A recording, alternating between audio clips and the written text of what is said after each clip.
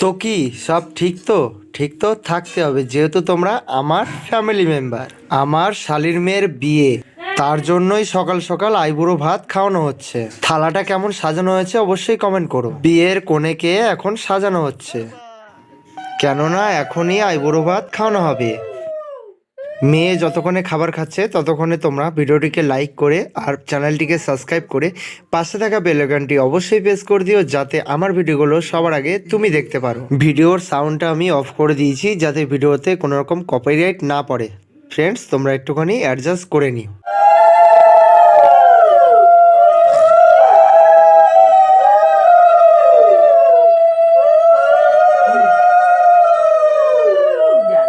বিয়ের দিন সকাল সকাল মেয়েকে দধিমঙ্গলা করানো হচ্ছে, মানে দই চিড়ে খাওয়ানো হচ্ছে। আর এটা খেয়েই সারাদিন তাকে থাকতে হবে। আর বিশেষত এটা খাওয়ার পরে আর কিছু খাওয়া যায় না, এই উপোস করেই বিয়েটা করতে হয়। আর আমি বিয়ে বাড়িতে অনেক ধরনের কাজকর্ম করছিলাম, তার জন্য ভিডিওটা গুছিয়ে করতে পারিনি। তার জন্য নিজেরই খারাপ লাগছিল যে আমি ভিডিওটা গুছিয়ে করতে পারিনি। সো ফ্রেন্ডস, তোমরা একটুখানি অ্যাডজাস্ট করে নিও। আর চেষ্টা করব পরের ভিডিওগুলো একটুখানি গুছিয়ে করার জন্য।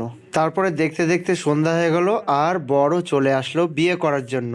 সবার আগে তোমাদেরকে জানিয়ে দিই যে বিয়েটা হচ্ছে পুরোপুরি নিজেদের মধ্যে। বর হচ্ছে আমার মাসির ছেলে আর বউ হচ্ছে আমার শালির মেয়ে। তোমরাই বলো সম্পর্কটা কেমন যেন হয়ে গেল না? আচ্ছা, যাই হোক, যাই হয়ে যাক, তাও এদের হচ্ছে ভালোবাসার বিয়ে আর ভালোবাসার সম্পর্ক, তা সেটাকে তো আমাদের মেনেই নিতেই হবে। তো এখন বরকে নিয়ে যাওয়া হবে বিয়ের মণ্ডপে। বিয়ে করতে গেলে অনেক রকম নিয়ম পালন করতে হয়, আর সব রকম নিয়ম তোমাদেরকে দেখাতে গেলে ভিডিও প্রায় 2 ঘন্টার ভিডিও হয়ে যাবে। আর অত বড় ভিডিও আমি আপলোড করে চাই না তোমাদেরকে বোরিং করতে, তার জন্য যতটা সম্ভব ততটা আমি ভিডিও দিচ্ছি এই ভিডিওতে। তোমরা দেখে নিয়ে একটুখানি ছোট ভাইয়ের মতো অ্যাডজাস্ট করে নিও। সো মেয়ে আর ছেলে দুজনাই বসে পড়েছে বিয়ের পিঁড়িতে। আর এখান থেকে আমার ভিডিওটা আমি স্টার্ট করা শুরু করে দিয়েছিলাম শুধুমাত্র তোমাদেরকে দেখানোর জন্য। আর এই বিয়েতে আমি এমন ড্রেস পরেছিলাম দেখে কিন্তু কেউ বলবে না যে এখানে অরিজিনাল বর কে। আমাকে কেমন যেন নিজেকেই বর বর মনে হচ্ছিল। এই যে তোমরা দেখতে পাচ্ছ, এটা হচ্ছে আমি। তোমরা দেখে চিনতে পারছো কিনা জানি না, কিন্তু আমি তো নিজেকে নিজেই চিনতে পারছিলাম না। আর এই যে তোমরা দেখতে পাচ্ছ, এটা হচ্ছে আমার ওয়াইফ। চলো, যতক্ষণে বিয়ে হচ্ছে ততক্ষণে আমরা ছোট্ট করে একটা গান শুনে নিই।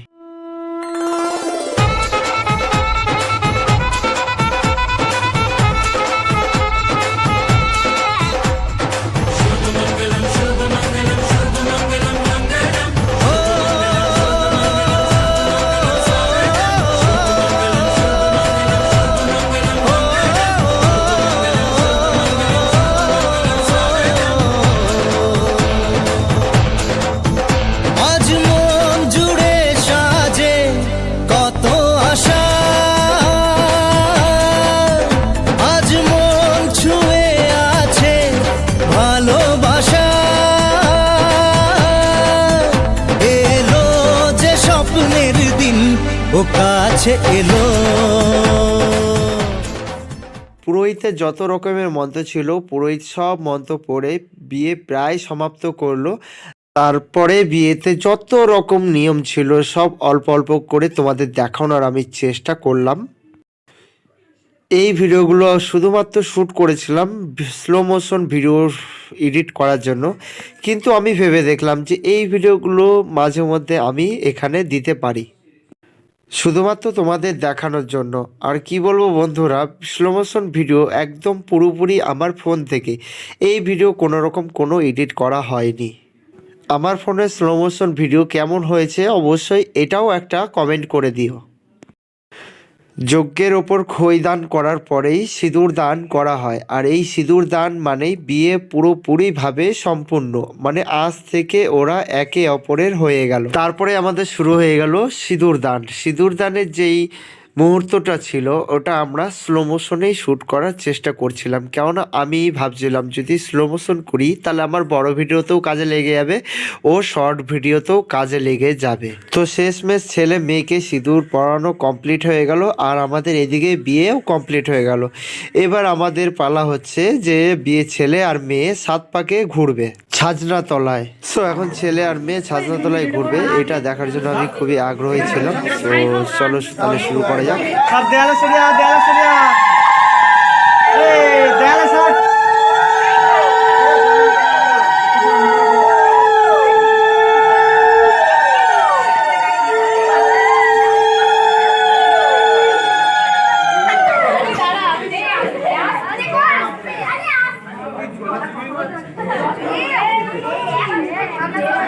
যা তাড়াতাড়ি যা, দৌড়া না, দৌড়া।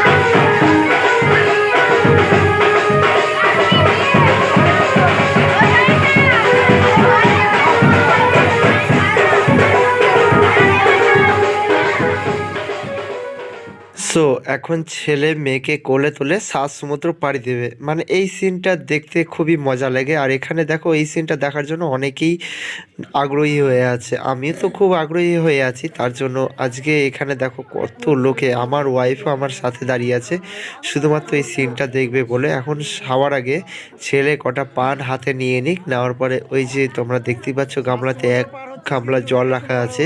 সাত সমুদ্র তো আর দেখতে পাবো না, এখানে আনাও যাবে না, তার জন্য আমরা গামলাতে জল নিয়ে সেটাকে আমরা সাত সমুদ্র বানিয়ে দিলাম।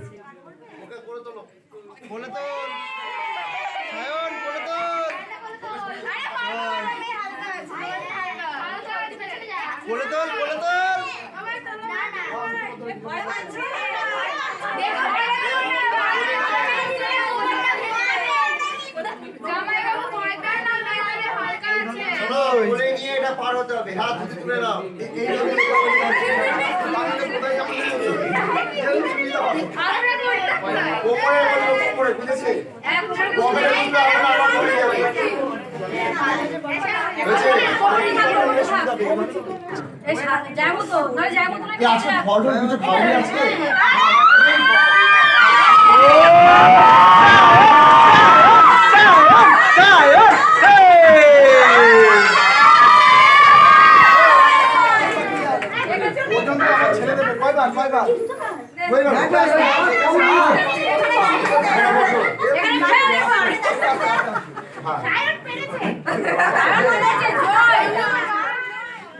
আমি তো ভেবেছিলাম পুরোহিত মশাইয়ের মন্ত্র হয়তো শেষ আর বিবাহ হয়তো কমপ্লিট, কিন্তু না, পুরোহিত দেখি ওনাদেরকে বসিয়ে মানে বউ আর বরকে বসিয়ে আরও অনেক ধরনের মন্ত্র বলতে শুরু করে দিল। তারপরে আমিও ক্যামেরাটা ধরে দাঁড়িয়ে থাকলাম শুধুমাত্র তোমাদেরকে দেখানোর জন্য।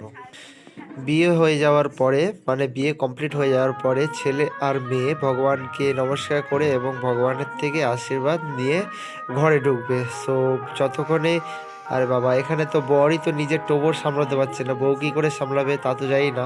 তোমরা অবশ্যই তাদেরকে একটুখানি আশীর্বাদ করো, তারা যেন সারা জীবন সুখে শান্তিতে থাকতে পারে। আমিও ভগবানের কাছে প্রার্থনা করি তারা যেন সারা জীবন এইভাবেই হাসি খুশিভাবে সুখে শান্তিতে সংসার করতে পারে। সো বিয়ে তো কমপ্লিট, এবার চলো বর আর বউকে ঘরে নিয়ে যাওয়া যাক।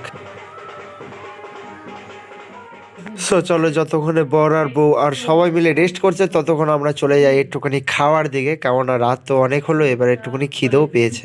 ঠিক আছে, দর্শক খা খা খা খা খা হ্যাঁ খা হাগর হাগর হাগর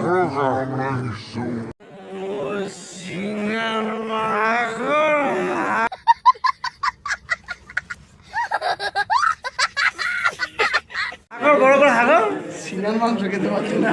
এ খা এ খা হাগর না হাগর না। সো খাওয়া দাওয়ার শেষে আবার একটুখানি নিয়ম বাকি ছিল, সেই নিয়মগুলো পালন করতে হবে তাড়াতাড়ি, কেননা এইটা ছিল পৌষ মাসের শেষ দিন, আর পৌষ মাসের শেষ দিন তো বাড়িতে থাকতে নেই, তার জন্য তাড়াতাড়ি করেই নিয়ে চলে যাওয়া হবে, রাতের মধ্যেই বাড়ি নিয়ে চলে যাওয়া হবে।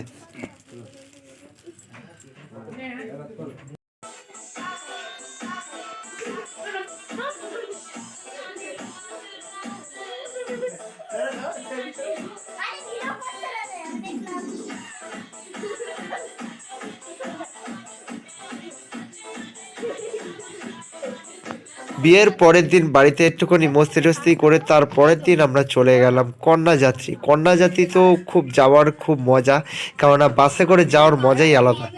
আর কন্যাযাত্রী এসে আমার এত লজ্জা লাগছিল কি বলবো বন্ধুরা, কেননা কন্যাযাত্রী এসছি একদম আমার মাসির বাড়িতেই কন্যাযাত্রী আসছি, এর থেকে লজ্জার কোনো আর বিষয় আছে? তোমরা একটুখানি ভেবেচিন্তে আমাকে কমেন্ট করে কিন্তু অবশ্যই জানাবে। তা এই ছিল আমার বিয়েবাড়ির ব্লগ, আর ব্লগটি তোমাদের কাছে কেমন লেগেছে এটাও কিন্তু কমেন্ট করে জানাবে, কেননা তোমাদের একটা কমেন্ট আমাকে ভিডিও করতে অনেকটা মোটিভেট করে। সো চলো, দেখা হবে আবার পরের ভিডিওতে, ততক্ষণ তোমরা ভালো থেকো, সুস্থ থেকো, বাই।